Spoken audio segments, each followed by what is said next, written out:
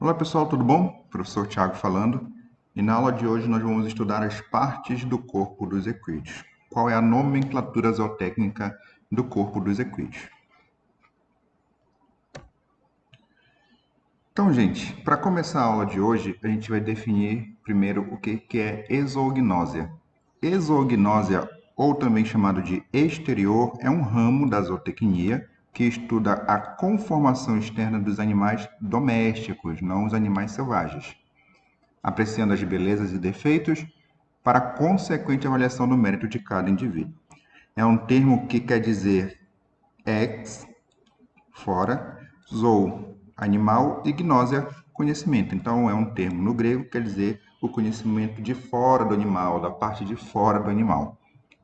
De uma maneira mais simples, a exognósia também pode ser definida como estudo da morfologia externa dos animais em função das suas atividades econômicas.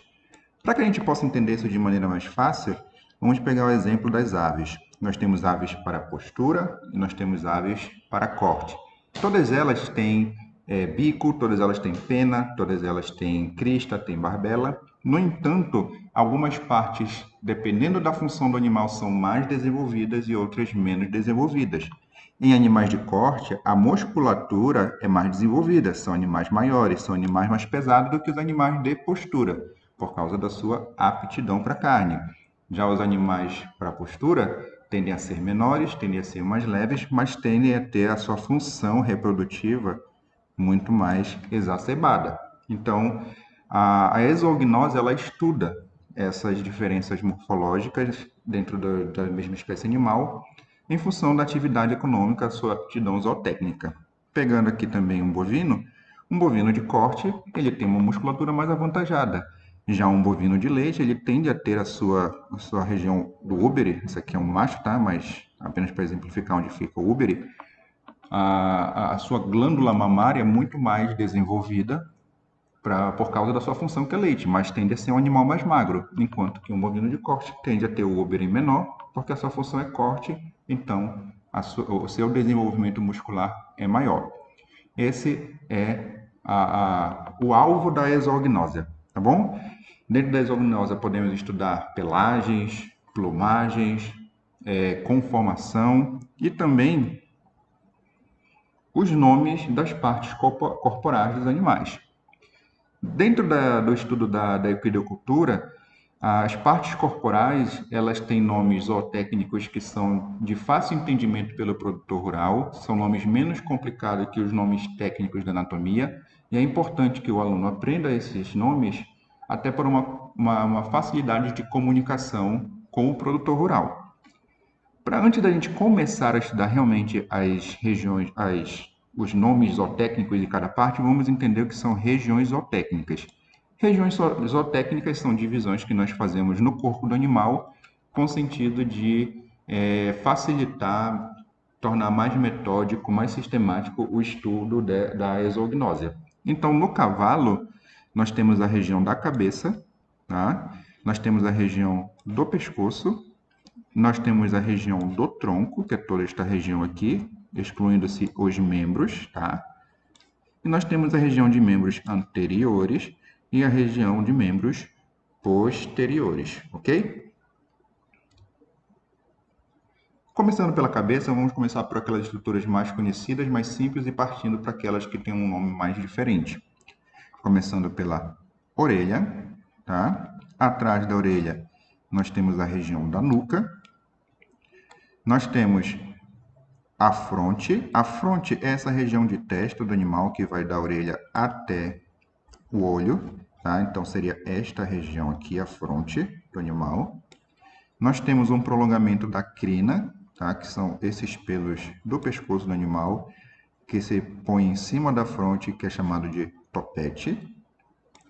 Nós temos o olho. Nós temos esta região que vai do olho à narina, chamada de chanfro. Nós temos a narina. Nós temos os lábios superior e lábio inferior.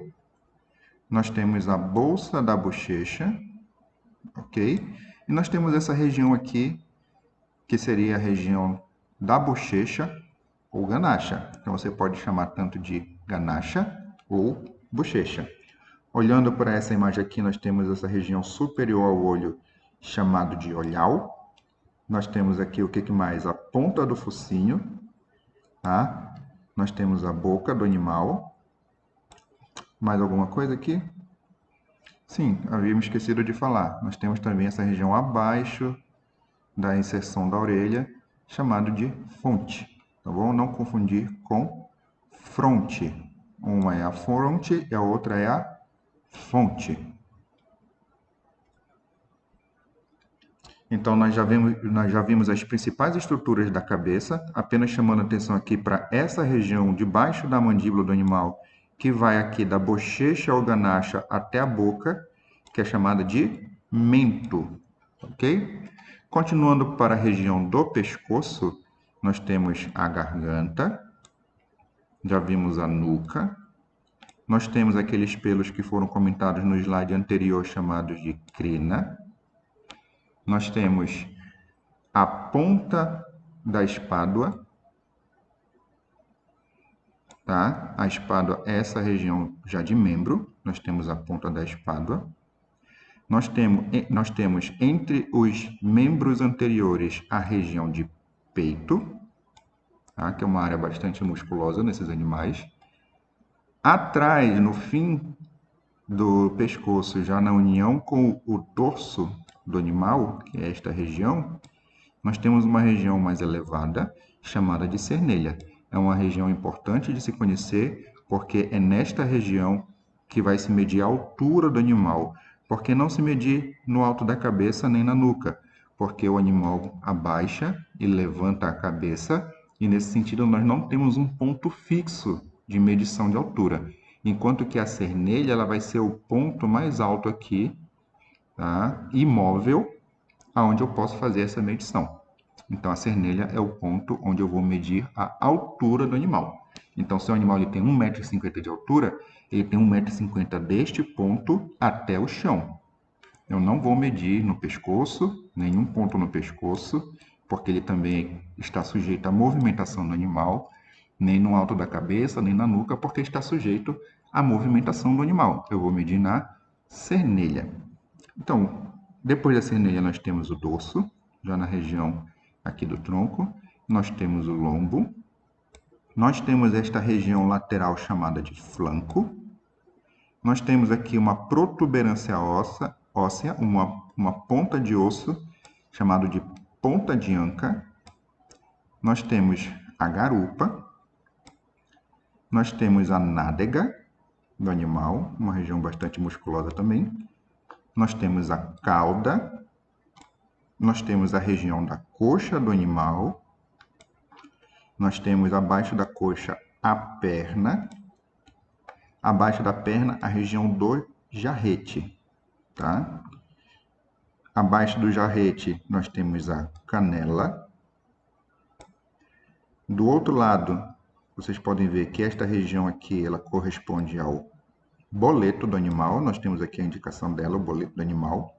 Nós temos o casco do animal e entre o boleto e o casco eu tenho a quartela.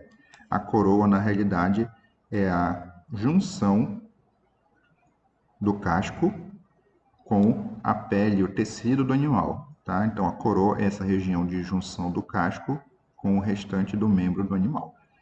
Entre o boleto e o casco, eu tenho uma região mais fina chamada de quartela. Prosseguindo aqui, eu tenho uma outra protuberância óssea chamada de soldra, tá? Próxima à soldra, já na região ventral do animal, eu tenho a região da virilha. Eu tenho a região do ventre, tá? A região mais baixa do animal. Acima do ventre, nas laterais, eu tenho a região do costado, que é a região de costelas do animal, tá? Região do costado.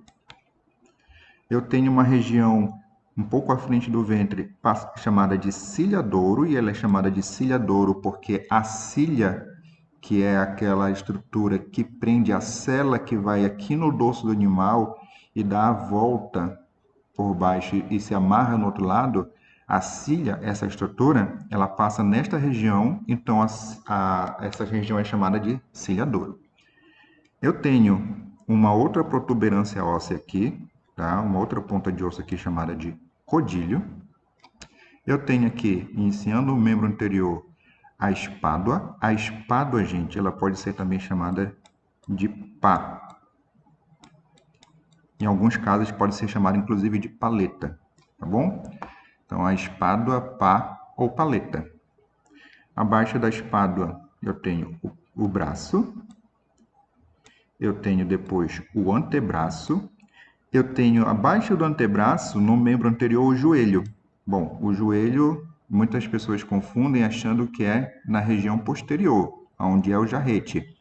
Mas na verdade a região anterior é chamada de joelho porque a articulação desse membro é muito semelhante ao que faz o nosso joelho. Então é uma articulação assim, para trás. Então essa região aqui, quando se articula o joelho, ela se move para trás, coisa que não acontece nessa articulação do jarrete. É por isso que se chama de joelho a parte da frente, a articulação do membro anterior, e não a articulação do membro posterior. Nós temos aqui a canela também, abaixo do joelho, e aqui abaixo do jarrete canela. Nós temos a região do boleto, tá? Nós temos a quartela novamente e o casco, tá bom? Então, essas são as principais regiões zootécnicas e esses são os principais nomes zootécnicos em cada região. Qualquer dúvida, gente, pode colocar nos comentários, pode fazer sua sugestão ou se esquecemos alguma coisa e a gente se vê na próxima aula. Até mais!